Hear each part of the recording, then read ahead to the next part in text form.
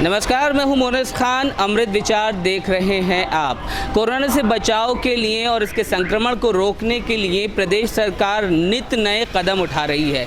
अब सरकार ने एक हेल्पलाइन नंबर जारी करके कहा है कि इस हेल्पलाइन ये जो हेल्पलाइन नंबर होगा ये तमाम प्राइवेट फार्मासिस्ट, आशा, एएनएम के लिए होगा और इस नंबर पर उन लोगों की सूचना दी जा सकेगी जो मेडिकल स्टोर्स पर दवाएं लेने आ रहे हैं। खांसी या बुखार की जो दवाएं लोग लेने आएंगे उनकी सूचना इन हेल्पलाइन नंबर्स पर देनी होगी। इस हेल्पलाइन नंबर पर ऐसे लोगों की सूचना देने से फ़ायदा ये होगा कि इन्हें सीधे फिर इनकी जांच के लिए इन्हें ले जाया जा सकेगा।